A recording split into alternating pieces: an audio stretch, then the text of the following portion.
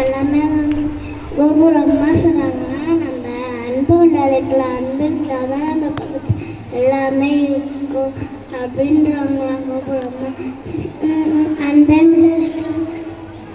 அன்பு உள்ளவர் வெற்றி பரமும் சேர்ந்தே உள்ளவங்க கோபுரமா சொன்னாங்கன்னா அன்பு தானே உள்ளவங்க சொன்னாங்க ஏன் வெற்றி பரமும் சேர்ந்து வண்டி அன்பு சொல்றாங்க. நீங்கள் பணத்தை அழைச்சுன்னா பணம் உள்ளது இருப்பாங்க, வெற்றி அழைச்சுன்னா வெற்றி உள்ளது இருப்பாங்க.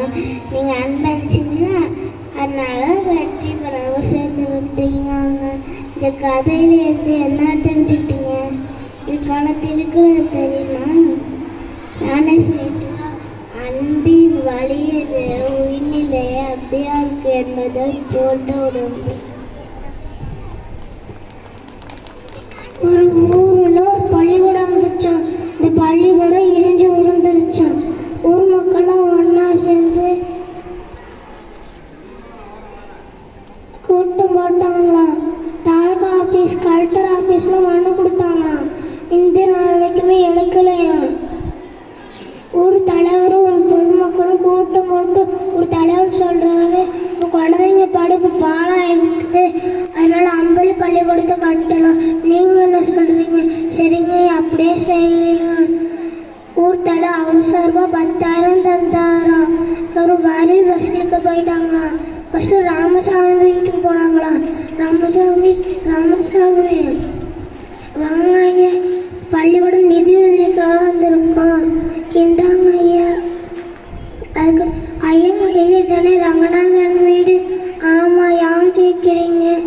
அடுத்த கைக்கு சுண்ணாம்பு தர மாட்டான், எச்சு கையில் காக்கா ஆட்ட மாட்டான், கிட்ட போய் இப்படி வரையில் வசூலிக்கிறது. ரங்கநாதா வாங்க பள்ளியோட நிதி உதவிக்காக வந்துட்டு. ஆமாம் ஐயா, இன்னும் வர இவ்வளோ பணம் அமௌண்ட் பண்ணி என்ன இருக்கீங்க? என்ன போது கூப்பிட்றோம். எல்லாத்தையும் வாங்கிட்டீங்களா? நான் வாங்கலை, என்ன தான் வாங்கணும்.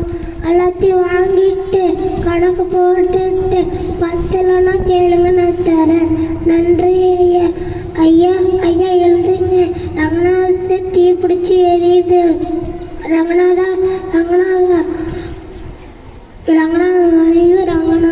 எழுதிச்சு.